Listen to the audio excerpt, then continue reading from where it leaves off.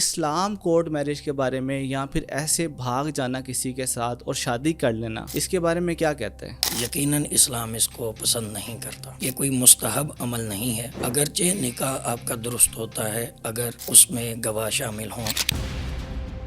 کبھی کبھی عورت نماز پڑھے تو مرد کے پیچھے ایسی کھڑی ہونی چاہیے، اس کی کیا حقیقت کیا ہے اس کے پیچھے؟ حقیقت یہ ہے کہ اسلام میں عورت کے لیے امامت جائز نہیں.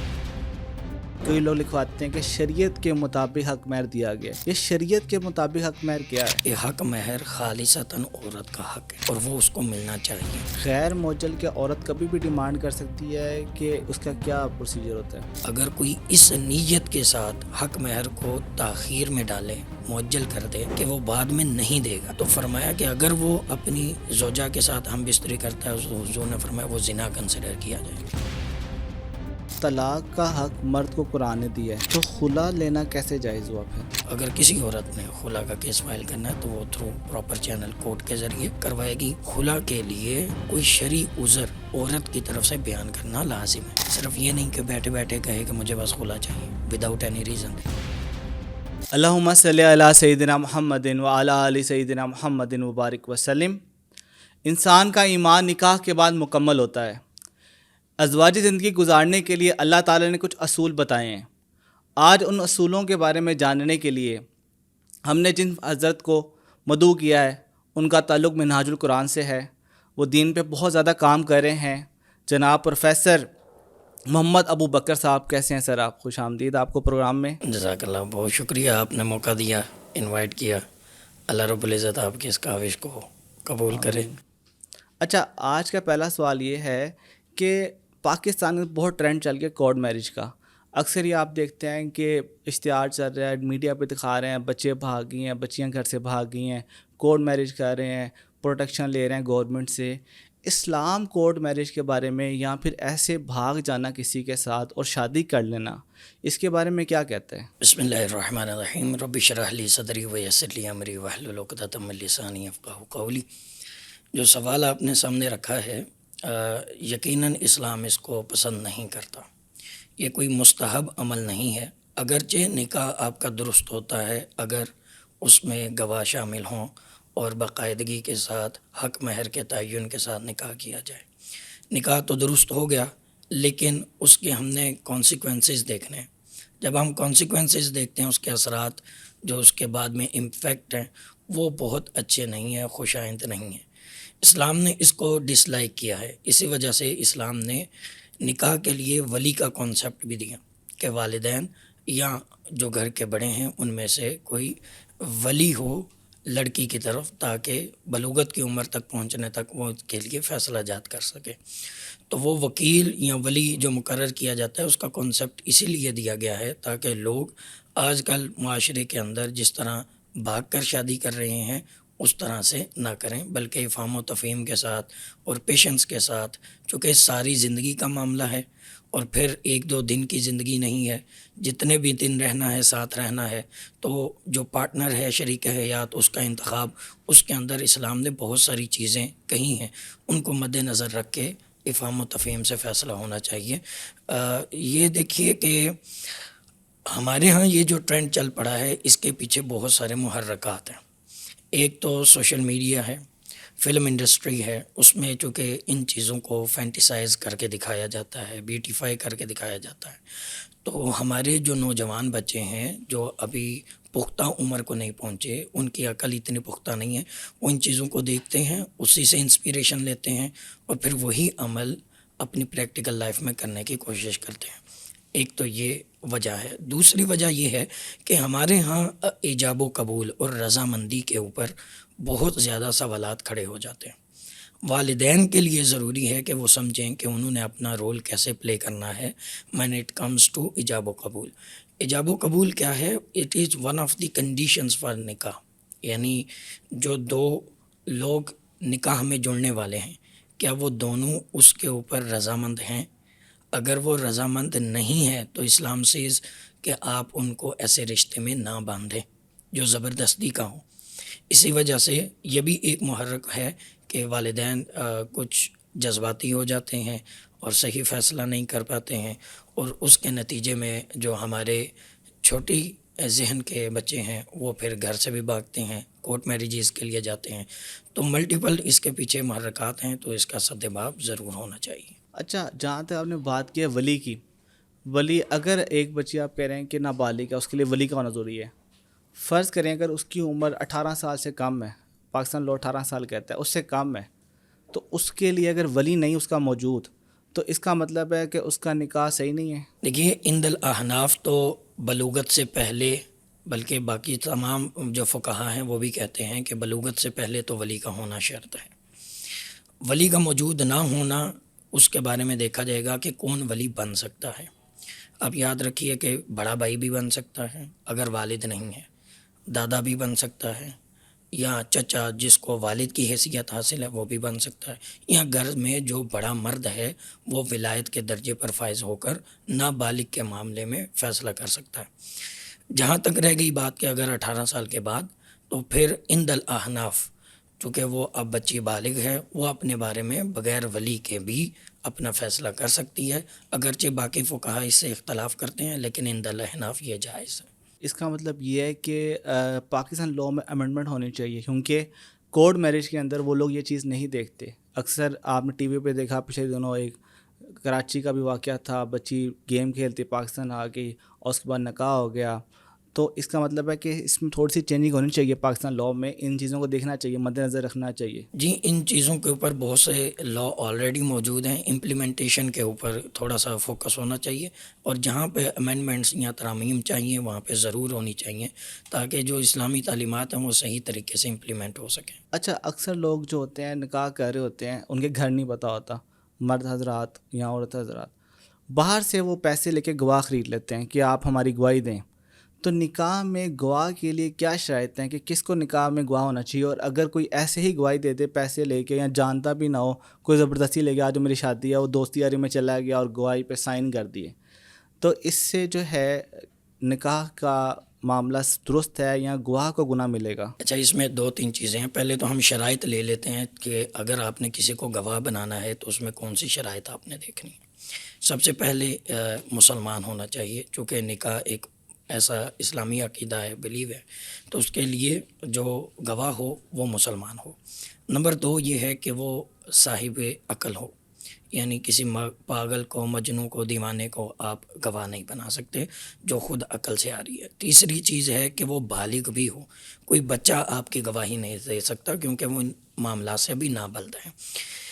چوتھی چیز یہ ہے کہ وہ کسی بھی اعلانیہ گناہ کے اندر، جیسے شرابی ہوتے ہیں یا جیسے زانی ہوتے ہیں، تو ایسی کسی بھی قباحت کے اندر وہ مشغول نہ ہو، یعنی سوسائٹی میں اس کا جو کریکٹر ہے وہ اچھا ہونا چاہیے، یوں نہیں ہونا چاہیے کہ اس کے بارے میں ایسی چیزیں۔ تو عند الاحناف وہ کہتے ہیں کہ آپ اس چیز کو بھی دیکھیے، اگرچہ بے شک وہ فاسق و فاجر ہو لیکن اس کا گواہی دینا تو قبول ہو جائے گا، لیکن آپ ایک مقدس رشتے کے اندر اس کو گواہ بنا رہے ہیں تو دیکھیے کہ وہ صاحب ایمان اور اعمال صالحہ کے اوپر کاربند ہونا چاہیے۔ تو یہ تو وہ ہیں کنڈیشنز جو ہم نے فی الفور دیکھنی ہے۔ جہاں تک رہ گئی بات کہ کرائے کے اوپر یا پھر کسی کو زبردستی پکڑ کے گواہی کے لیے لے جانا، تو یہ عمل بھی مکروہ ہے، اسلام اس کو پسند نہیں کرتا۔ اگرچہ جب کوئی گواہی دیتا ہے اور سگنیچر دیتا ہے تو نکاح کے عمل کے اوپر کوئی فرق نہیں پڑتا، نکاح درست ہو جاتا ہے، لیکن اسلام اس کو اچھا نہیں سمجھتا، اپریشیٹ نہیں کرتا اور نہ ہی اس کو انکریج کرتا ہے۔ اسلام کہتا ہے کہ عمل نکاح درست ہو گیا چونکہ گواہ موجود ہیں، البتہ وہ کراہت کے ساتھ ہوگا، اس میں ناپسندیدگی پائی جائے گی۔ اس میں گناہ گار کون ہے، گواہ کے جو گواہ کو لے کے آئے وہ؟ دیکھیے دونوں ہی گناہ گار ہوں گے۔ ایک تو یہ کہ جو شخص لا رہا ہے اس کو پہلے اپنی حیثیت میں دیکھنا ہے کہ میں کس کو اپنے نکاح کے اندر گواہ بنا رہا ہوں، اور دوسرا سیکنڈلی زیادہ گناہ اس پر ہے جو جھوٹی گواہی دے رہا ہے یا پیسے لے کر گواہی دے رہا ہے، تو اس صورت میں بظاہر گناہ زیادہ اس کو ہوگا۔ اچھا، شادی کے وقت بڑا زیادہ ایک روایت ہے ہمارے اندر، پاکستان کے اندر خاص طور پہ چاول پیچھے پھینکتے ہیں، جب دلہن جا رہی ہوتی ہے تو چاول کو پیچھے پھینکتی ہے، اور وہ نہ عمل ہو تو رشتہ دار بھی ناراض ہوتے ہیں، یہ جی آپ نے اچھا عمل نہیں کیا ہے، پھینکنا بڑا ضروری ہے۔ تو یہ چاول پھینکنا کیا بے حرمتی ہے چاولوں کی یا جائز ہے؟ دیکھیے رزق کی تعظیم کے خلاف ہے۔ آپ یاد رکھیے کہ اللہ رب العزت نے بہت ساری چیزیں جو ہمیں نکاح کے اندر دی ہیں انہی کے ساتھ رہنا چاہیے۔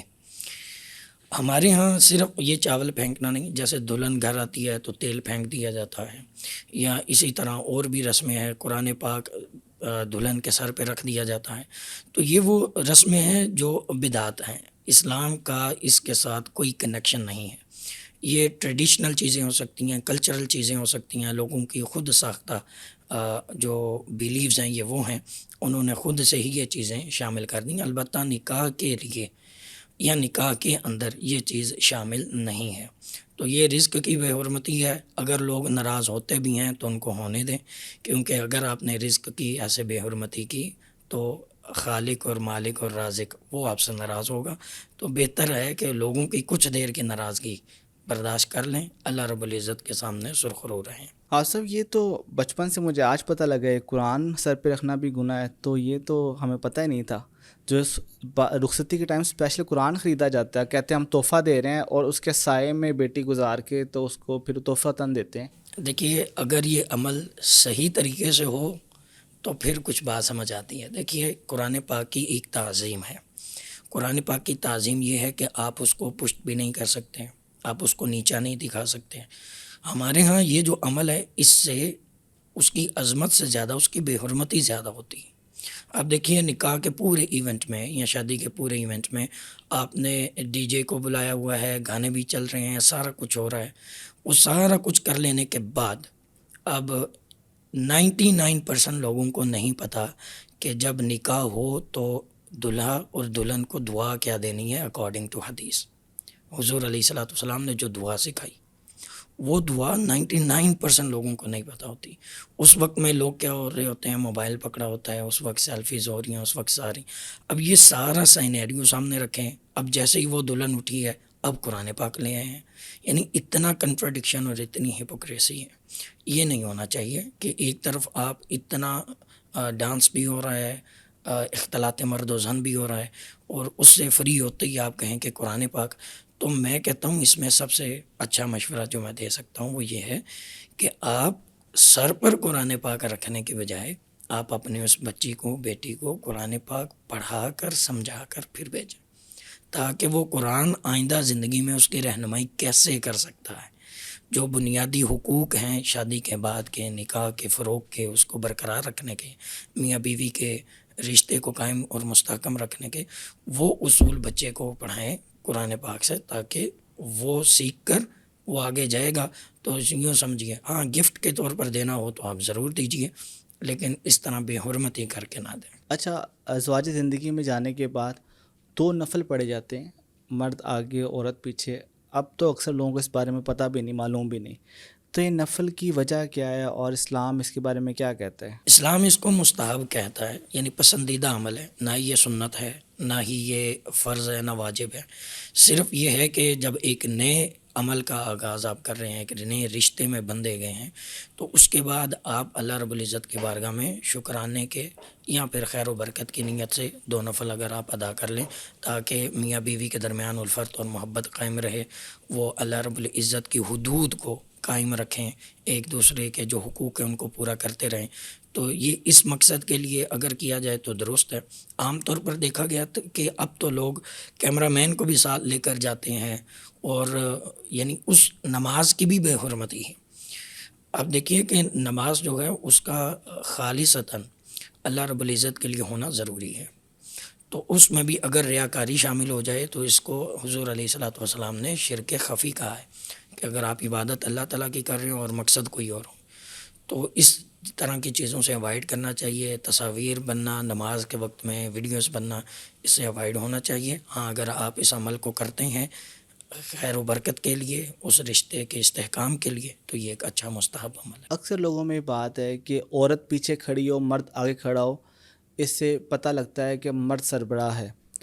تو کیا کبھی کبھی عورت نماز پڑھے تو مرد کے پیچھے ایسی کھڑی ہونی چاہیے؟ اس کی کیا حقیقت کیا ہے اس کے پیچھے؟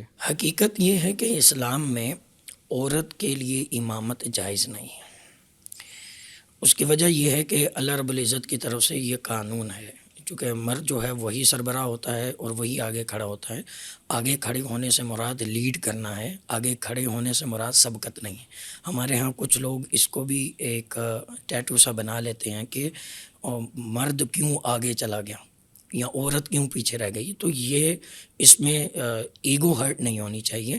یہ ایک ایسا عمل ہے کہ مرد کو اللہ رب العزت نے امامت سونپی ہے، اس نے لیڈ کرنا ہے، وہ گارڈین ہے، اس کے پیچھے عورت نے اپنے فرائض کو سر انجام دینا ہے. تو یہ اسی طرح ہے. اچھا، حق مہر کے بارے میں شریعت کیا کہتی ہے؟ جب حق مہر لکھا جاتا ہے، کئی لوگ بہت زیادہ لکھوا لیتے ہیں، کئی لوگ لکھواتے ہیں کہ شریعت کے مطابق حق مہر دیا گیا ہے.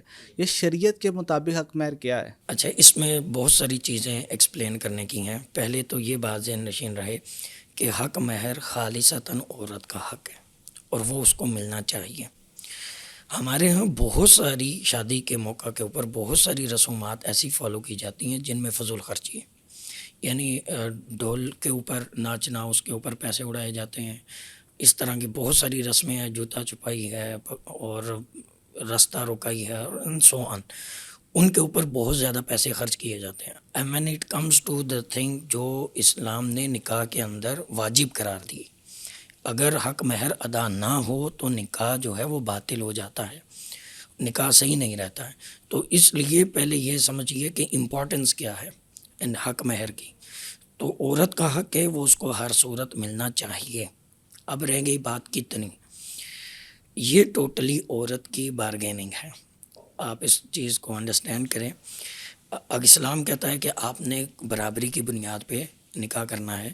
تو جب برابری کی بنیاد دیکھنی ہے تو آپ نے اس میں ایک چیز جو حضور علیہ الصلوۃ والسلام نے فرمائی وہ کیا ہے، وہ مال کو بھی دیکھنا ہے کہ مالی حیثیت دونوں کی کیسی ہے. اس لیے تاکہ کل کو حق مہر کی بات آئے تو دونوں میں یہ تفاوت نہ ہو، تصادم نہ ہو، وہ زیادہ طلب کریں یہ کم دیں. تو درمیانی جو رستہ ہے وہ نکال لینا چاہیے. کچھ لوگ کیا کرتے ہیں، کہہ دیتے ہیں شریعت کے مطابق. اب شریعت کے مطابق کیا ہے؟ حضور علیہ الصلوۃ والسلام نے فرمایا کم سے کم اس کی جو مقدار ہے وہ 10 درہم ہے. اب کچھ لوگ اسی چیز کو لے کر آج بھی امپلیمنٹ کرتے ہیں، حالانکہ ایسا ہونا نہیں چاہیے. آپ سمجھتے ہیں کہ ویلیویشن آف منی ہے، 14 صدیاں گزر چکی ہیں اور پیسے کی جو ویلیو ہے وہ روٹیٹ کرتی رہتی ہے. تو آپ، میری ایک معقول رائے ہے، وہ یہ علماء کہتے ہیں کہ آپ ایک مہینے کی تنخواہ یا مرد ایک مہینے میں جتنی کمائی کرتا ہے، یہ ایک معقول رائے ہے. یہ امپلیمنٹ کر سکیں تو ویل اینڈ گڈ، لیکن یہ کوئی واجب نہیں ہے. لیکن ایک علماء کی رائے ہے کہ آج کے دور میں کم سے کم نکاح کا حق مہر اتنا ہونا چاہیے کہ جتنی ایک مرد کی پے ہے، جتنا وہ افورڈ کر سکتا ہے ایک مہینے میں.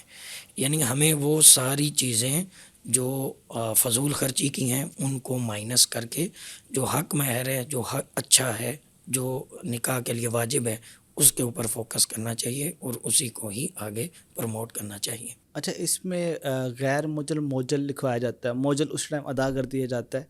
غیر موجل کے عورت کبھی بھی ڈیمانڈ کر سکتی ہے کہ اس کا کیا پروسیجر ہوتا ہے؟ جی عورت، اچھا اس میں دو طرح کی چیزیں ہیں. ایک تو ہوتا ہے مقید اور ایک ہوتا ہے مطلق. اگر تو مطلق رکھا جائے، صرف اتنا ہی لکھا جائے کہ بعد میں ادا کر دیں گے، مؤجل ہے، تو اس میں اپنے ٹائم فریم جو ہے وہ متعین نہیں کیا کہ 1 ماہ بعد، 2 ماہ بعد، 1 سال بعد، کتنے ٹائم کے اندر. تو وہ مطلق ہے، زندگی میں کبھی بھی ادا کر دے تو وہ مرد کی اوپر رسپانسبلٹی ہے. جب تک وہ ادا نہیں کرے گا تب تک وہ گناہ گار رہے گا. یعنی ایز سون ایز پاسبل، اسلام تو ایمفسائز کرتا ہے as soon as possible they دیں.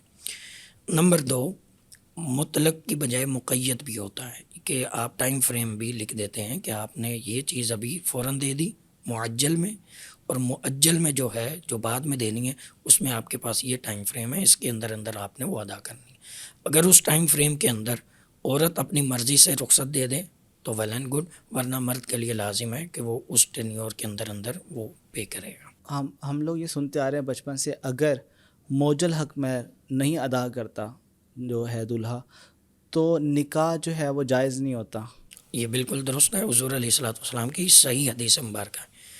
آقا علیہ الصلوۃ والسلام نے فرمایا اگر کوئی اس نیت کے ساتھ حق مہر کو تاخیر میں ڈالے، معجل کر دے کہ وہ بعد میں نہیں دے گا، اس نیت کے ساتھ کہ بعد میں چلے بات رفع دفع ہو جائے گی، مجھے ضرورت نہیں پڑے گی حق مہر دینے کی، تو فرمایا کہ اگر وہ اپنی زوجہ کے ساتھ ہم بستری کرتا ہے تو حضور نے فرمایا وہ زنا کنسیڈر کیا جائے گا. یعنی اتنا سویر ہے حق مہر کا معاملہ جہاں پہ لوگ توجہ نہیں دیتے اور اس کو صرف شرعی تک محدود کر دیتے ہیں اور اپنی جیب سے اپنی استطاعت کے مطابق ادا کرنا اس کو عیب سمجھتے ہیں. ہاں جہاں تک آپ نے بات کی تھی کہ کچھ لوگ بہت زیادہ بھی ڈیمانڈ کرتے ہیں. Yes they can demand but obviously آپ کو بارگیننگ کر کے ایک ایسی بات کے اوپر آنا ہوتا ہے جہاں پہ دونوں فیملیز کے لیے اس کو پے کرنا اور ریسیو کرنا اویلیبل ہو, ایزی ہو. اچھا حلالہ سینٹر پاکستان میں بنے ہوئے ہیں, حلالہ کا اصل کانسیپٹ کیا ہے, اور جو حلالہ سینٹر بنے ہوئے ہیں یہ کیا جائز ہیں؟ ٹوٹلی ناجائز ہیں. اس کی وجہ میں آپ کو بتا دیتا ہوں کہ حلالہ کا پیچھے حقیقت کیا ہے, بیک گراؤنڈ کیا ہے. حلالہ یوں سمجھیے کہ ایک میاں بیوی کے درمیان طلاق ہوتی ہے. اگر وہ طلاق ہو جائے, علیحدگی ہو گئی, تینوں طلاقیں ہو گئیں, اب وہ دوبارہ نکاح میں نہیں مل سکتے. یہ بیریئر اسلام نے کیوں لگایا؟ کیونکہ اگر یہ بیریئر نہ ہوتا تو مرد کو تو آزادی تھی, جب مرضی طلاق دے دیتا اور جب مرضی دوبارہ تجدید نکاح کی طرف چلا جاتا. تو اس کے درمیان بیریئر ایک بند باندھنے کے لیے اللہ رب العزت نے کہا کہ حلالہ ضروری ہے. حلالہ اگر سمجھیے تو یہ ایک فارم آف پنشمنٹ ہے اس ہسبینڈ کے لیے جس نے غصے میں طلاق تو دے دی. اب اسلام کہتا ہے کہ وہ عورت جب تک کسی دوسرے مرد کے نکاح میں نہیں آئے گی تب تک, اور جب تک اس سے بھی طلاق نہیں ہو جاتی تب تک وہ پہلے مرد کے لیے حلال نہیں ہے. اب یہ امیجن کریے نا کہ کوئی بھی غیرت والا مرد ہوگا وہ کبھی بھی یہ نہیں چاہے گا کہ جس بیوی کو جس کے ساتھ اس کی رقابت رہی ہے, ہم سفر رہے ہیں, وہ کسی اور کے نکاح میں جائے. اب ہمارے ہاں کیوں یہ سسٹم شروع ہو گیا کہ بہت سارے طلاق کے مسائل جب مفتیان کرام کے پاس آئے تو ان سو کالڈ لوگوں نے کیا شروع کر دیا کہ ایک فکس ٹائم کے لیے نکاح کرنا شروع کر دیا. دیٹ از ٹوٹلی حرام, کیونکہ آپ وقت کا تعین کر کے نکاح نہیں کر سکتے. اب یہ نہیں کہہ سکتے اتنے ٹائم پیریڈ کے لیے آپ سے نکاح ہو گیا اس کے بعد آپ کو طلاق دے دی جائے گی. یہ حلالہ سینٹرز میں ہوتا ہے. اللہ کرے کہ یہ پاکستان سے کمپیریٹیولی کم ہو گئے ہیں, لیکن اللہ کرے یہ 100% ہی کم ہو جائیں. اگر تو مرد کا میرا لازمی ہوتا ہے, پیریڈ ہوتا ہے کہ اگر وہ اپنی مرضی سے طلاق دے اور اس شرط پہ بھی شادی نہ کرے کہ میں حلالہ کے لیے کر رہا ہوں, یہ بھی نیت کیا دیکھا جائے گا؟ جی یہ لازمی ہوتا ہے. میں نے پہلے عرض کیا کہ آپ یہ کہہ ہی نہیں سکتے کہ اس ٹائم فریم کے لیے میں نے نکاح کیا ہے. نکاح حلالہ جو ہے وہ اس کا ریئل کانسیپٹ یہ ہے کہ جب عورت دوسری جگہ نکاح کرے, اگر بالفرض محال اس کا وہاں سے بھی کسی وجہ سے, کسی شرعی عذر کی وجہ سے طلاق ہو جاتی ہے تو پھر وہ پہلے شخص کے لیے حلال ہوگی, ادروائز وہ حلال نہیں ہے. اچھا, طلاق کا حق مرد کو قرآن نے دیا ہے تو خلا لینا کیسے جائز ہوا پھر؟ خلا دیکھیے حضور علیہ الصلوۃ والسلام کے دور میں حضرت ثابت بن قیس, غالباً یہی نام ہے, صحابی ہیں حضور علیہ الصلوۃ والسلام کے. ان کا معاملہ ان کی زوجہ لے کر آئیں حضور علیہ الصلوۃ والسلام کے بارگاہ میں, عرض کی یا رسول اللہ صلی اللہ علیہ وسلم مجھے ایز اے ہیومن اور اخلاق کے اعتبار سے اور باقی چیزوں میں کنڈکٹ میں مجھے ان سے کوئی مسئلہ نہیں اپنے شوہر سے, لیکن وہ مجھے پسند نہیں ہے. یعنی رشتہ ازواج کے لیے رضامندی, ایک دوسرے کا پسند ہونا یہ میٹر کرتا ہے. تو جب انہوں نے یہ وجہ بتائی تو حضور علیہ الصلوۃ والسلام نے شوہر کو بلایا اور ان سے وجہ پوچھی, یہی وجہ بیان کی گئی. تو حضور نے فرمایا کہ ٹھیک ہے آپ دونوں کے درمیان سپریشن ہو جائے گی خلا کی صورت میں, لیکن جو حق مہر ہے جو اس صحابی نے آپ کو دیا ہے وہ آپ کو ریٹرن کرنا ہوگا. تو انہوں نے کہا میں اس کو ریٹرن کر دوں گی. وہ ایک باغ تھا کھجوروں کا جو حق مہر کے عوض دیا گیا تھا. تو حضور علیہ الصلوۃ والسلام نے وہ حق مہر کا باغ لے کر واپس کیا اور اس طرح سے حضور علیہ الصلوۃ والسلام نے سپریشن کی. تو آج کے دور میں بھی آپ نے اگر کسی عورت نے خلا کا کیس فائل کرنا ہے تو وہ تھرو پراپر چینل کورٹ کے ذریعے کروائے گی.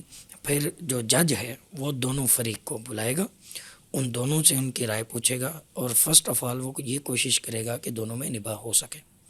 اب یہ بھی بات یاد رکھیے کہ خلا کے لیے کوئی شرعی عذر عورت کی طرف سے بیان کرنا لازم ہے. صرف یہ نہیں کہ بیٹھے بیٹھے کہے کہ مجھے بس خلا چاہیے وداؤٹ اینی ریزن, وہ یہ کلیم نہیں کر سکتی اور نہ ہی قاضی اس کو اپروو کرے گا, جج اس کے اوپر سائن نہیں کر سکتا. تو وہ حت المقدور کوشش یہ کرے گا کہ دونوں میں نباہ ہو سکے. اگر وہ دیکھے کہ جینون ریزنز ہیں، فار ایگزامپل اگر کوئی مرد مار پیٹ کر رہا ہے یا پھر وہ نان و نفقہ، رہائش، وہ چیزیں پرووائڈ نہیں کر رہا جو اس کی ایز اے گارڈین ذمہ داری ہے، یا پھر اولاد پیدا کرنے سے وہ قاصر ہے، تو یہ وہ ریزنز ہیں جس کو بنیاد بنا کے وہ خلا کا کیس فائل کر سکتی ہے. They are one of them. اور بھی ریزنز ہو سکتی ہیں، تو ایسی صورت میں پھر خلا کیس فائل ہو سکتا ہے. اچھا، آج کا آخری سوال.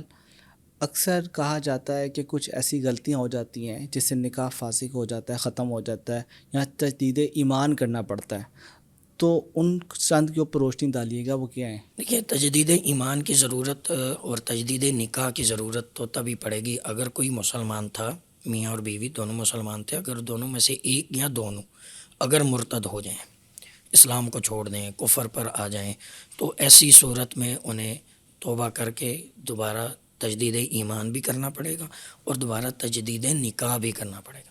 یعنی جیسے ہی وہ کفر میں گئے، ان کا وہ نکاح جو اسلام میں انہوں نے کیا تھا وہ ختم ہو جاتا ہے. تو اس لیے یہ ضروری ہے کہ جیسے ہی وہ اسلام قبول کریں، دونوں یا دونوں میں سے ایک، یہ بات ذہن نشین رہے، اگر کوئی دونوں میں سے ایک اسلام قبول نہیں کرتا تو وہ نکاح ختم ہو گیا. ہمارے ہاں آج کل دیکھا جا رہا ہے کہ ڈائیورس سوسائٹیز کے اندر مسلمان اور ہندو کی شادیاں ہمیں دیکھنے کو ملتی ہیں. They are totally banned. سورۃ البقرہ کی واضح آیات ہیں، اس لیے ان سے اجتناب کرنا چاہیے. چلیں، بہت شکریہ حافظ صاحب. اللہ تعالیٰ نے زندگی گزارنے کے اصول بنائے ہیں، یہ کسی مولوی نے یا کسی مفتی نے نہیں بنائے. ان کو ماننا اللہ کو ماننا ہے. اگر آپ مسلمان ہیں تو ان اصولوں کو ماننا پڑے گا، اور ان شاء اللہ تعالیٰ ہم آگے بھی آپ کو پوری سیریز حافظ صاحب کے ساتھ کرنے جا رہے ہیں، اور زندگی کے ہر مسئلے کے اوپر، ہر موڑ کے اوپر کیا کیا ضرورت پڑے گی، اللہ تعالیٰ ہمیں کیا حکم دیتا ہے، ہم نے کس طرح اس پہ عمل کرنا ہے، ان شاء اللہ اگلے پروگرام میں آپ کو بتایا جائے گا.